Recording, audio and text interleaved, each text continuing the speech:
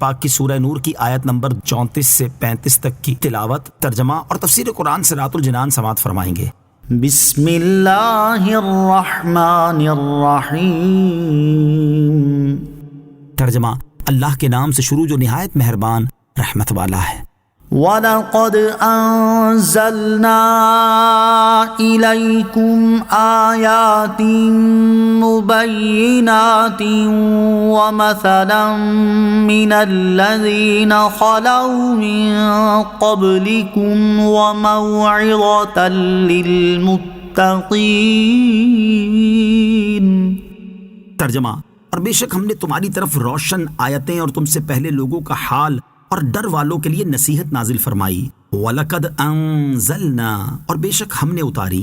اس آیت میں اللہ تعالیٰ نے قرآن پاک کے 3 اوصاف بیان فرمائے ہیں۔ نمبر 1، قرآن پاک کی آیتیں روشن اور مفصل ہیں۔ نمبر 2، اس میں سابقہ لوگوں کی مثالیں ہیں۔ اس کا ایک معنی یہ ہے کہ جس طرح تورات اور انجیل میں حدود قائم کرنے کے احکام دیے گئے، اسی طرح قرآن مجید میں بھی دیے گئے ہیں۔ دوسرا معنی یہ ہے کہ سابقہ امتوں میں اللہ تعالیٰ کی نافرمانی کرنے کی وجہ سے جن پر عذاب نازل ہوا، ان کا ذکر قرآن پاک میں ہے، اور اسے ہم نے تمہارے لیے مثال بنا دیا تاکہ تمہیں معلوم ہو جائے کہ اگر تم نے اللہ تعالیٰ کی نافرمانی کرنے میں ان کی روش اختیار کی تو تم پر بھی ویسا ہی عذاب نازل ہو سکتا ہے۔ نمبر 3، متقین کے لیے نصیحت ہے۔ متقین کا بطور خاص اس لیے ذکر فرمایا کہ قرآن کی نصیحت سے یہی فائدہ حاصل کرتے ہیں۔ قرآن مجید سے نصیحت حاصل کرنے کی ترغیب، اس آیت سے معلوم ہوا کہ قرآن مجید نصیحت حاصل کرنے کا بہت بڑا ذریعہ ہے، اور اس کی برکت سے دلوں کی سختی دور ہو جاتی، دلوں پر چڑھا ہوا گناہوں کا زنگ ختم ہو جاتا، اور خشک آنکھوں سے اللہ تعالیٰ کے خوف کے سبب آنسو رواں ہو جاتے ہیں۔ حضرت عبداللہ ابن عمر رضی اللہ تعالیٰ عنہما سے روایت ہے، نبی کریم صلی اللہ تعالیٰ علیہ وآلہ وسلم نے ارشاد فرمایا،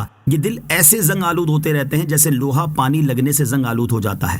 عرض کی گئی، یا رسول اللہ صلی اللہ تعالیٰ علیہ وآلہ وسلم، ان دلوں کی صفائی کیا ہے؟ ارشاد فرمایا، موت کی زیادہ یاد اور قرآن کریم کی تلاوت۔ لہٰذا ہر مسلمان کو چاہیے کہ وہ موت کو یاد کرنے کے ساتھ ساتھ قرآن مجید کی تلاوت کرے اور سنے، قرآن کریم کو سمجھنے کی کوشش کرے، اس کی نصیحتوں کو قبول کرے، اور ظاہری و باطنی اعمال اور دیگر چیزوں سے متعلق اس کے دیے ہوئے احکامات پر عمل کرے۔ اللہ نور السماوات والارض مثل نوره كمشكاة فيها مصباح المصباح في زجاجة الزجاجة كأنها كوكب دري يوقد من شجرة مباركة زيتونة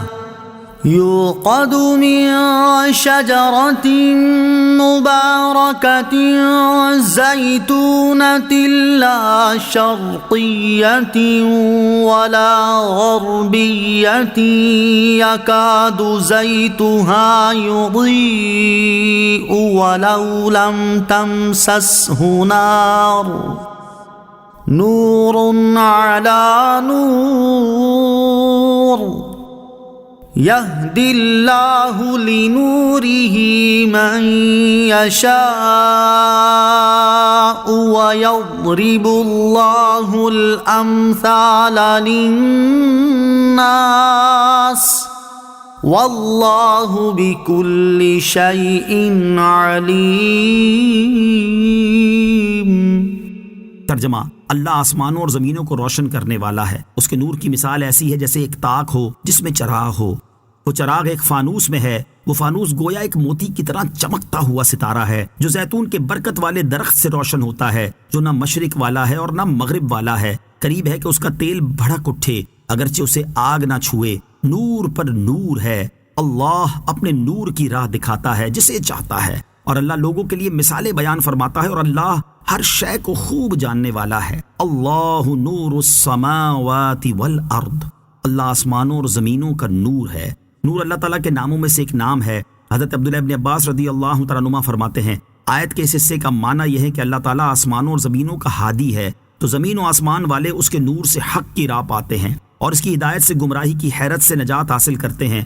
بعض مفسرین نے فرمایا اس کے معنی یہ ہے کہ اللہ تعالیٰ آسمانوں اور زمینوں کو منور فرمانے والا ہے، اور اس نے آسمانوں کو فرشتوں سے اور زمین کو انبیاء کرام علیہ الصلوۃ والسلام سے منور کیا۔ مثل نورہ، اس کے نور کی مثال، بعض مفسرین کے نزدیک اللہ تعالیٰ کے نور سے مومن کے دل کی وہ نورانیت مراد ہے جس سے وہ ہدایت پاتا اور راہیاب ہوتا ہے۔ حضرت عبداللہ ابن عباس رضی اللہ تعالیٰ عنہما نے فرمایا کہ یہ اللہ تعالیٰ کے اس نور کی مثال ہے جو اس نے مومن کو عطا فرمایا۔ بعض مفسرین نے اس نور سے قرآن مراد لیا، اور ایک تفسیر یہ ہے کہ اس نور سے مراد سید کائنات، افضل موجودات، رحمت عالم صلی اللہ تعالیٰ علیہ وآلہ وسلم ہیں۔ من شجرۃ مبارکۃ زیتونہ، برکت والے درخت زیتون سے۔